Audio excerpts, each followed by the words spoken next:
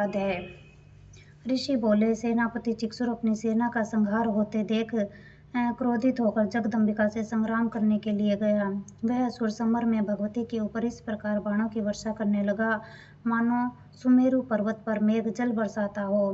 तत्पश्चात देवी ने उसके बाणों को खेल खेल में अपने बाणों से काट दिया और उसके रथ के घोड़े तथा सारथी को भी मार गिराया। तत्काल ही उसके धनुष तथा ऊंची ध्वजा को काट दिया। धनुष के कटते ही उसके शरीर में बाण से घाव कर दिया। धनुष, रथ, घोड़ा तथा सारथी के नष्ट हो जाने पर वह ढाल तलवार लेकर भगवती पर प्रहार करने को दौड़ा। उसने तीक्ष्ण धार वाली तलवार से सिंह के मस्तक पर प्रहार करके बड़े वेग से भगवती की बाई भुजा में भी प्रहार किया। हे राजन, वह तलवार भगवती की भुजा पर पड़ते ही टूट गई। तदंतर उसने बड़े क्रोध से लाल नेत्र करके त्रिशूल उठा लिया और भद्रकाली देवी की तरफ उसको फेंका। वह त्रिशूल व्योम मार्ग से गिरते हुए सूर्य के सदृश प्रकाशमान दिखाई पड़ा।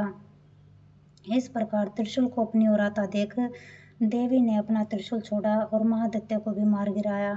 जब चिक्षुर असुर मारा गया तो देवताओं का शत्रु चामर हाथी पर बैठकर भगवती से लड़ने के लिए उद्यत हुआ और उसने देवी के ऊपर शक्ति को फेंका, परंतु जगदम्बिका ने उसे हुंकार से नाकाम करके पृथ्वी पर गिरा दिया। शक्ति के टूटते ही उस राक्षस ने क्रोधित हो अपना त्रिशूल मारा।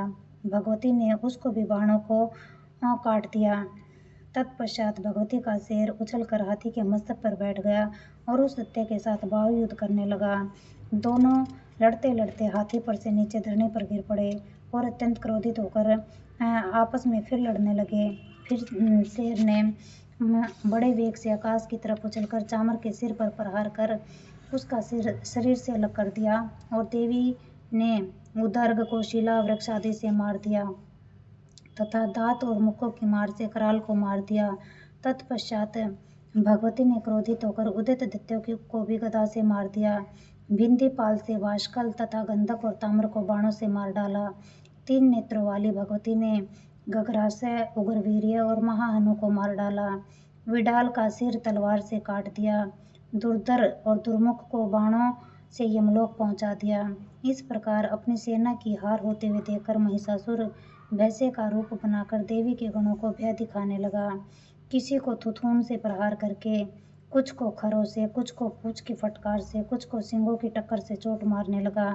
किसी को तेज दौड़ाकर, किसी को गर्जना करके, किसी को चक्कर देकर और किसी को सवांस की वाष्प से पृथ्वी पर पटकने लगा।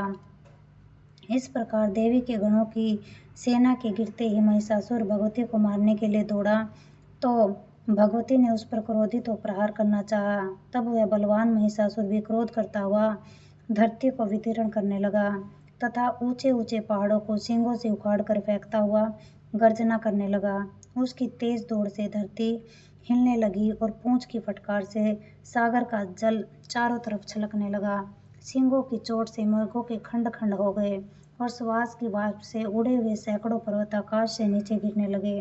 इस प्रकार क्रोध युक्त महिषासुर को आता हुआ देखकर चंडिका देवी ने महिषासुर दैत्य को मारने के लिए क्रोध किया और भगवती ने पाश को फेंका। वह असुर उस पाश में बंध गया। पाश में बंधते ही उसने अपने भैंसे का रूप त्याग दिया और शेर का रूप धारण कर लिया। जैसे ही भगवती उसका सिर काटना चाहती थी वैसे ही वह असुर तलवार लिए मनुष्य के रूप में आ गया। तब भगवती ने बाणों की वर्षा करके ढाल तलवार सहित उसके मनुष्य रूप को काट दिया। तब वह हाथी के रूप में उत्पन्न हो गया और भगवती के सिंह को अपनी सूंड से खींच खींच कर गर्जना करने लगा। तब भगवती ने खड्ग लेकर उसके सूंड को काट दिया। तदंतर वह महिषासुर फिर भैंसे का रूप धारण धरकर त्रिलोक के सभी चराचर मात्र को पहले की तरह कष्ट देने लगा। तब तो चंडिका देवी क्रोधित हो सुरापान करने लगी और लाल लाल नेत्र करके हंसने लगी। बल वीर्य के अहंकार के कारण वह महिषासुर भयंकर गर्जना करता हुआ अपने सींगों से चंडिका देवी की ओर पहाड़ों को फेंकने लगा। फिर भगवती ने अपने बाणों से उन पर्वतों को चूर्ण करती हुई लड़खड़ाते वचनों से बोली।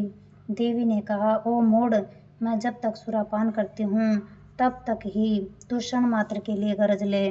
मैं तुझे अभी यहीं पर मारूंगी। तब यहाँ देवता गर्जना करेंगे। ऋषि बोले। देवी इतना कहकर उस महासुर पर चढ़ बैठी और अपने पाँव से दबाकर उसे त्रिशूल से मारने लगी।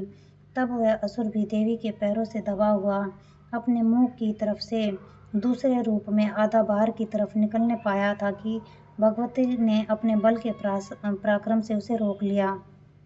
आधा निकला हुआ महादैत्य जब भगवती से युद्ध करने लगा तो देवी ने अपनी तलवार से उसका सिर काट डाला।